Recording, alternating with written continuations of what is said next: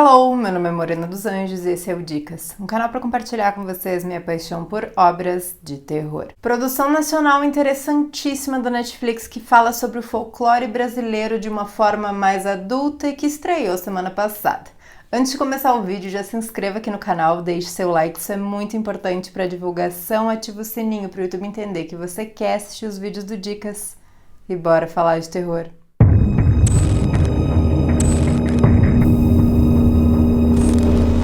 Lembrando que quando tiver spoilers, eu aviso. Festa no vilarejo e em volta de uma fogueira, um senhor conta a uma menina a história de um caçador que foi morto pelo Curupira por ter matado um animal indefeso. Em seguida, um incêndio se inicia na floresta e a mãe da garota morre. O marido dela, policial ambiental, se revolta ao saber que o caso do incêndio foi arquivado como acidente. E ao ir a fundo na investigação, descobre que aquilo que a gente sempre ouviu quando criança pode ser real. Você sempre soube que existia, né, Gabriela? Você ia rir da minha cara se me ouvisse falando assim. Mas a gente só acredita nas coisas quando a gente precisa.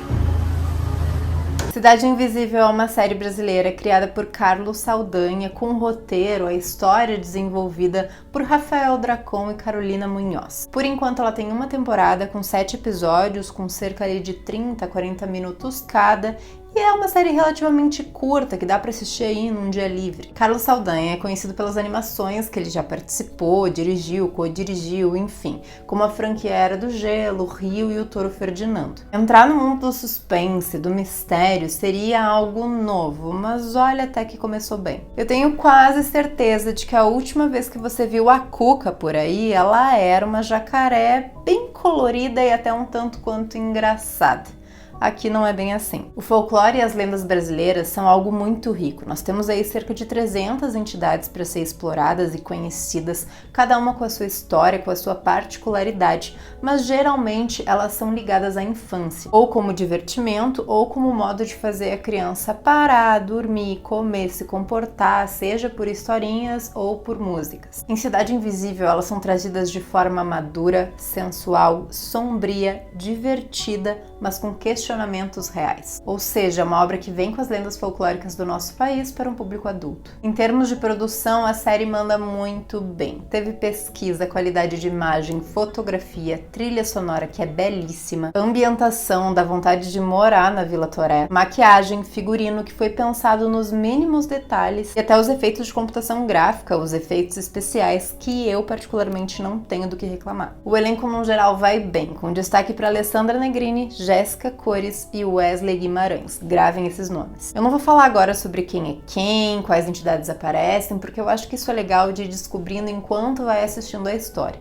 Já adianto que eu gostei de todas, mas na parte com spoilers a gente fala mais sobre. Eu acho que a forma, tanto de estética quanto de personalidade delas, casou muito bem com aquilo que a gente sempre ouviu. E mais, se elas precisassem viver entre nós, como seria? A obra teve sacadas geniais e o roteiro ajudou bastante. Os 7 episódios são lineares, com um bom ritmo e leves, dá realmente para assistir num dia. A única coisa que não me convenceu muito foi a história base principal, mas como tudo se desenrola tão bem ao redor dela, não chegou a ser um problema. Cidade Invisível termina nos fazendo querer uma segunda temporada, o que ainda não foi confirmado, até porque a Netflix precisava saber se deu certo ou não. Definitivamente uma série muito interessante para os fãs de mistério, suspense, investigação policial também, por que não?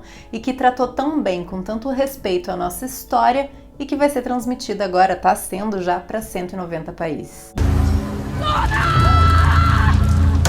E esse incêndio?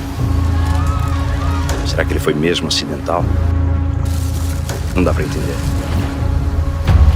Bom, agora eu vou falar um pouco sobre a história, então haverá spoilers. Eu sugiro você pausar o vídeo, assistir a série e voltar aqui depois, mas se quiser continuar, fica à vontade. Como de costume, já que é uma série, eu não vou contar a história tintim por tintim, senão esse vídeo vai ter 2 horas e vocês vão cansar de mim, mas eu vou dar um resumão bom aí pra gente poder conversar pelo menos sobre as entidades. Bom, aquele senhor que tava contando a história pra menina no início lá da série é o Seu Cisso, que mora na Vila Toré, que é ali cercada pela floresta, que a Gabriela, a mãe da menina, é uma antropóloga e queria transformar aquele lugar numa reserva. Durante essa festa acontece um incêndio e a menina Luna, que é a que estava ouvindo a história, vai pro meio da floresta. A mãe dela vai atrás e no final das contas a gente vê o Eric, que é o pai da Luna e marido da Gabriela, policial ambiental, chegando e vendo a esposa já morta. Pula para um mês depois, o Eric voltando pro trabalho e aí a colega dele, a parceira dele, a Márcia, diz que tem um número ali anotado porque um homem queria falar com ele. É aí que ele fica sabendo que as investigações pararam, porque afinal de contas foi um acidente, não tem causa certa, enfim. Porém, o que tá pegando? Tem uma construtora querendo desocupar as casas da Vila Toré, querendo comprar as casas daquelas pessoas que moram ali, para construir, obviamente, na floresta. Mas eles estão falando que não é para construir, que eles vão cuidar da floresta, aquele velho papinho. Na casa, o Eric tá ali com a filha, ele chama a avó dele para ficar cuidando da Luna, ajudando ele, e aí ele tenta estreitar esse laço com a filha, que a gente vai entendendo ao longo da série que sempre foi meio distante. E logo em seguida ele pega aquele número, liga, um homem atende, diz que precisa falar com ele, e ele vai à noite com a guria no banco de trás, pra beira da praia para encontrar com esse cara. Não encontra ninguém, ele vai embora. No outro dia ele sai para correr e encontra o quê?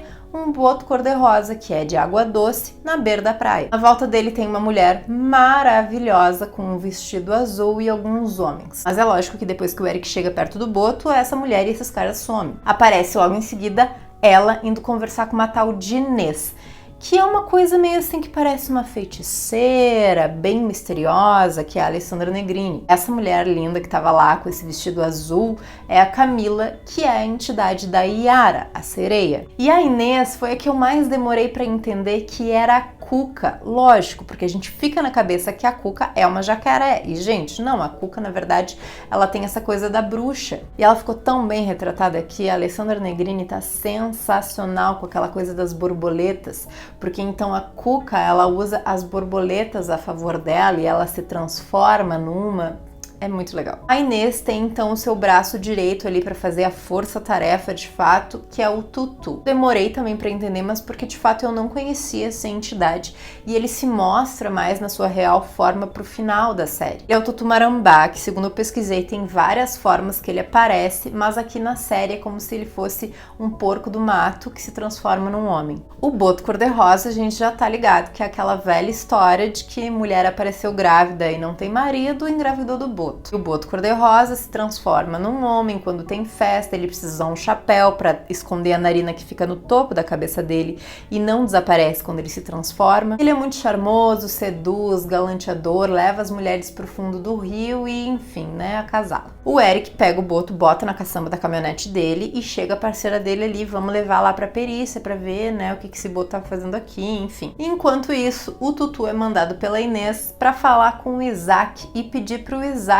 pegar esse boto. Gente, quem é o Isaac? O Saci. E, cara, esse personagem, o ator Wesley, ficou assim, ó, genial no papel. Eu acho que se de fato o Saci existe, é esse negócio mesmo, porque o menino manda muito bem, toda a caracterização contemporânea, obviamente. Ele usa uma prótese pra esconder que não tem uma perna. E aí o Saci tem aquela velha história, né? Tirou o gorrinho dele, que no caso ele usa tipo uma bandana, um tecido amarrado na cabeça, ele tem que obedecer quem é o dono agora da bandana. E aí o Tutu manda ele ir atrás do boto e pegar o boto de volta. Porém, nessas alturas, o Eric já viu que o boto, na verdade, é uma pessoa, porque ele abriu a caçamba e tem um cara morto ali. E aí rola aquele desespero, porque o Isaac consegue ir na casa do Eric à noite e encontra a filhinha dele, a Luna. Ela viu o Saci, né, e ele deixa cair a prótese, é toda uma função, mas ele não consegue pegar o boto, afinal de contas. O Eric, desesperado por causa dessa história, que tem, afinal de contas, um homem morto na caçamba dele, leva o corpo pro meio da floresta, deixa lá e faz uma ligação anônima para a polícia avisando o que aconteceu, que tem um corpo na floresta, enfim. No dia seguinte o corpo já tá lá no ML, eles vão investigar e o corpo tá o quê? Com os olhos brancos. E aí a gente enxerga que na verdade a Gabriela, a esposa do Eric, também tava com os olhos brancos quando morreu. Eles vão na comunidade para fazer perguntas sobre esse cara e descobrem que o nome dele era Manaus. Tem uma menina grávida lá na comunidade e que aparentemente ficou grávida dele. A gente entende que o seu Cisso, que estava contando a história lá no iniciozinho, tá a par de todas aquelas entidades. Ele, inclusive, estava com o caçador quando o caçador matou o passarinho e o Curupira chegou e matou o caçador. E o que na verdade aconteceu? Naquela época, ele chamou a Inês e a Inês fez ali uma magia, um negócio para deixar o corpo seco, que é aquele espírito daquele caçador ruim, que é tão ruim que nem o céu e nem a terra queriam ele, preso na terra. Porém, na noite do incêndio, alguém cavocou aquele buraco e o espírito saiu. A Luna, a guriazinha, começa a se interessar ali pelo folclore, pega os livros da mãe, porque ela estudava isso, e sabe ali que o Isaac, na verdade, é o Saci. Aí ele chega lá de noite para pegar a prótese, engana ela, porque ela quer saber do Curupira a todo custo, porque, né, o Curupira, afinal de contas, tem a cabeça de fogo. Mas vamos seguir o baile. A Inês vai, então, no ML à noite, porque ninguém conseguiu pegar o corpo, vai ela mesma. E aí nós temos uma cena muito bem feita, eu achei muito legal, porque vem vindo aquela borboleta e aí no meio ali do voo ela se transforma na Inês. Então a marcação das asas, a pintura das asas da borboleta são os olhos da Inês, ficou muito bem feito. E aí, quando ela chega no corpo, ela levanta os braços e sai um monte de borboletas que ficam em cima do corpo, e aí quando ela baixa os braços, as borboletas saem e o corpo desaparece. Porém, antes de sair do ML, ela assina no livro como Cafofo Bar, que é o nome do bar que ela trabalha, que ela é dona na verdade. Claro, ela já deixou ali engatado pro Eric chegar lá, ver aquele nome e ir falar com ela. E assim, de fato, ele faz. Quando ele chega lá, tá a Yara, belíssima, que é a Camila, na verdade, cantando, maravilhosa, e ele fica ali encantado por ela, e a gente vê que é uma magia o negócio. Ela acaba levando ele pra dentro d'água, puxa ele pro fundo, e aí nós temos mais uma cena muito bonita, bem feita, da Yara nadando agora enquanto sereia, levando o Eric pro fundo. É muito legal porque no início de cada episódio nós temos um pouco do contexto da vida daquelas pessoas antes, logo antes, de se transformarem naquelas entidades. Então, por exemplo, a Yara foi morta pelo amor da sua vida e ele largou ela no mar, e aí ela retorna e leva ele pro fundo. O Saci era um escravo açoitado, preso por uma corrente na perna, e ele corta a própria perna para poder ir pro meio da mata e se salvar. E o Curupira, que a gente tem um contato um pouco maior no final da série, mas que aparece logo no início, a gente que não se dá conta. Bom, mas o que aconteceu? A Yara puxou ele pro fundo do mar, mas na verdade ele conseguiu se salvar dela, uma coisa que nunca tinha acontecido antes. Então fica ali a pulga atrás da orelha da Inês, porque alguma coisa o Eric tem. Aí nesse episódio ele já fica sabendo pelo Cisso dessas tais entidades, ele não acredita muito, mas meio que acredita, porque tem umas coisas estranhas acontecendo com ele. A Camila já fica mais do lado dele do que da Inês, e no final das contas a Inês e o Tutu armam do Eric ir encontrar a Inês lá na sala dela. E aí ela consegue entrar na mente dele, que ela solta uma borboleta nele que vem no rosto, ela faz isso com as pessoas para entrar nos medos, só que ela é expulsa de lá. Ela vê a imagem de um gurizinho com um cara ali fazendo um ritual com ele no meio de umas velas, e esse guri expulsa ela da cabeça do Eric. É o Eric pequeno, né? Bom, agora mais do que nunca eles estão querendo todo mundo entender o que afinal de contas está acontecendo com o Eric. E aí ele pergunta pra avó o que de fato aconteceu com o pai e com a mãe dele, porque a mãe dele meio que enlouqueceu e o pai é a história que morreu antes dele nascer. E a verdade é que o quê? A mãe dele se encontrou com o Manaus. O Manaus era quem? O Boto. Ou seja, ele é filho do Boto. Você me falava tanto para eu acreditar em mais do que eu podia ver. Eu preciso entender o que aconteceu. Nessa altura aí da série que a gente tem certeza de quem é o Curupira. O Isaac, que é o Saci, mora numa ocupação, o que também é muito legal.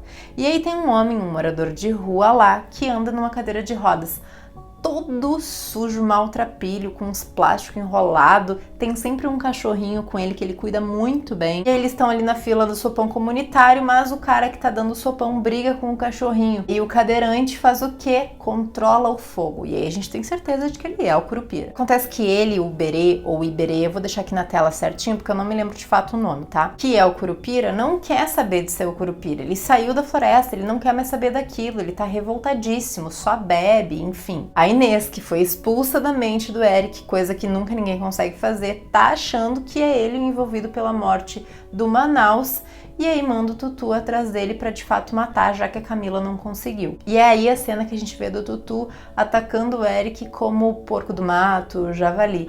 Porém, isso acontece na frente da casa do Eric, e a Luna sai da casa e grita. Quando a avó sai na rua, estão os dois caídos no chão e a Luna de pé. Pra encurtar, o que tá rolando? A Luna, na verdade, está sendo a hospedeira do espírito do corpo seco, que estava lá enterrado, aquele espírito daquele caçador ruim demais. Ele tá nela e ele tá atrás é do Curupira, por isso que ela ficava perguntando pro Saci. Na noite em que o Eric foi atrás do cara que deixou o número com ele, que aparentemente ele não tinha encontrado ninguém, ele encontrou o Manaus. Porém, a Luna, que estava no banco de trás, ficou lá com os olhos brancos, enfeitiçou o Eric e o Eric matou o Manaus. Quer dizer, na verdade não foi o Eric, né? Foi a Luna, o corpo seco, que tirou a alma do Manaus. O corpo seco que tá ali na guria agora já tá mais aflorado e faz ela fugir de casa e ir atrás do Curupira a todo custo. Ela chega lá na ocupação, fala com o Isaac. Num determinado momento, o Isaac dá conta do que tá acontecendo, que não é bem uma criança que tá falando com ele, e consegue prender ela. O Isaac tenta a todo custo fazer o Curupira voltar de fato a ser quem ele era, mas isso só acontece quando o corpo seco consegue se libertar e mata o Saci. Nesse momento, o Eric chega, abraça a Luna e pede pro corpo seco entrar nele. Agora então ele se abriu porque ele estava fechado. Aquele ritual que a Inês viu lá quando ela entrou na mente dele era um ritual, pelo que eu entendi, para deixar ele com o corpo fechado, mas agora ele abriu para que o corpo seco entrasse. Agora o Curupira, que tem os pés para trás e por isso andava de cadeiras de roda na cidade, se levanta, tira todo aquele lixo que estava em volta dele e coloca fogo na cadeira. A temporada termina com eles todos dentro da floresta, ali no embate entre o Curupira e o corpo seco, que tá no corpo do Eric, e a Camila mais a Inês, que faz com que uma borboleta vá no rosto do Eric e ele consegue se desvencilhar então dessa entidade do corpo seco. Presume-se então que o Eric é de fato um deles, a gente não sabe exatamente qual entidade, e o que afinal de contas aconteceu com o corpo seco, onde ele entrou, em quem ele entrou, né? Pra mim tem duas possibilidades, dois personagens aí. O filho do seu Cisto, que estava sendo iludido pela construtora, achando que de fato eles queriam preservar o lugar, então ele estava trabalhando para essa construtora para tirar as pessoas de lá. Ou o filho da Fabiana, o bebê que está nascendo e que é filho do Boto também, do Manaus. Não sei, acho que pode ser um desses dois. Pensei também no seu Cisto, mas acho que daí já ia ser um exagero.